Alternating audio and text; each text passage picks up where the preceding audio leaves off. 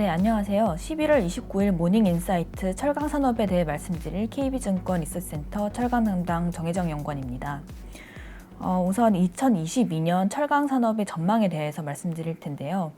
22년에도 철강 산업이 견조할 것인지에 대한 이유와 토픽에 대해서 간단하게 말씀드리겠습니다. 우선 KB증권은 이제 2022년에도 철강 섹터에 대해서 투자 의견 포지티브를 유지를 하고 있고 토픽으로는 포스코를 추천드리고 있습니다. 포스코는 목표 주가 44만 원과 투자 의견 바이를 유지합니다. 2022년에도 철강 산업을 긍정적으로 보고 있는 이유는 21년에 이어서 철강 수급이 계속 타이트할 것으로 판단하고 있기 때문입니다. 이에 따라서 주요 철강 업체들의 수익성도 과거 대비 높은 수준에서 결정될 것으로 전망하고 있는데, 특히 포스코의 경우 2022년 예상 영업이익을 8.6조 원으로 전망을 하고 있습니다. 물론 유례없는 호황을 기록했던 21년 대비로는 소폭 축소될 것으로 추정이 되고 있지만 과거 3개년의 평균 영업이익 대비로는 2배 이상의 높은 수준을 유지할 수 있을 전망입니다. 그러면 이어서 철강제 가격이 계속 상승할 수 있을 것으로 전망하는 이유에 대해서 말씀드리겠습니다. 저희는 2022년 중국의 내수 열연 가격이 강보합을 유지할 수 있을 것으로 보고 있는데요. 이제 2021년 현재까지 평균 중국의 내수 열연 가격이 톤당 5,390위안인데 22년에도 톤당 5,400위안 수준의 가격을 유지할 수 있을 것으로 보고 있습니다. 이렇게 보는 가장 큰 이유는 견조한 수요와 줄어드는 중국의 순수출에서 찾을 수 있겠는데요. 2022년 글로벌 철강제 수요는 전체적으로 2.2% 증가할 것으로 보고 있는데요. 이 중에서 좀 세부적으로 살펴보면 중국 같은 경우는 2022년에 0% 증가하면서 좀 부진한 모습을 보이는 반면에 그 외에 나머지 국가들에서 4.7%의 증가율이 나오면서 이를 어느 정도 상쇄할 수 있을 것으로 보고 있습니다.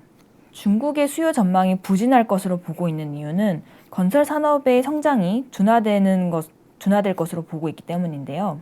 건설 산업은 중국의 철강제 수요의 50% 이상을 차지하는 산업이고 21년 상반기까지만 하더라도 이제 급격하게 중국의 신규 건설 투자나 부동산 투자가 늘어나면서 시황 개선을 이끄는 주 원인이 되었습니다. 하지만 그 이후부터 이런 투자 증가율은 빠르게 하락하고 있는데요. 들어보셨겠지만 올해부터 중국의 부동산 투자 관련 규제가 강화되고 있는 가운데 헝다그룹의 부실 투자 사태로 인해서 부동산 투자에 대한 심리가 악화되는 것이 가장 큰 원인이 되고 있습니다. 반면에 중국 외의 국가들을 보시면 선진국들을 중심으로 여전히 경기 확장세가 지속이 되고 있다는 점에서 철강 수요가 이제 미국이나 유럽을 중심으로 나올 것으로 전망이 되고, 그 외에 전방 산업을 또 보시면은 자동차 시장이 특히 2022년에는 철강제 수요의 증가를 이끌 것으로 보고 있습니다. 자동차 산업 같은 경우에는 반도체 수급 차질로 인해서 2021년에 다소 부진했는데 이러한 회복세가 좀 지연돼서 반영이 되면서 전반적인 철강제 수요도 늘어날 수 있을 것으로 전망하고 있습니다. 이어서 중국의 순수출 감소에 대해서 말씀드릴 텐데요. 글로벌 철강 생산에서 50% 이상의 비중을 차지하면서 철강 산업을 주도하던 중국의 영향력이 점진적으로 약화될 것으로 저희는 전망을 하고 있습니다. 중국은 그동안 저가 철강제들의 수출로 아시아 역내 철강제 가격을 결정을 해왔는데요. 하지만 중국발 순수출 규모가 점진적으로 축소되면서 이러한 영향력은 점차적으로 줄어들 것으로 보고 있습니다. 저희는 2022년 중국의 공급 과잉량이 전년 대비 59% 감소할 것으로 보고 있는데요. 이렇게 추정하는 가장 첫 번째 배경은 당겨진 탄소 배출 감축 목표 달성을 위해서 중국이 적극적으로 철강 생산 축소에 나서고 있기 때문입니다. 보시면 전체 중국 내에서 이제 산업별로 탄소 배출 비중을 봤을 때 철강 산업은 발전 산업에 뒤이어서 두 번째로 많은 탄소를 배출을 하고 있는 상황입니다.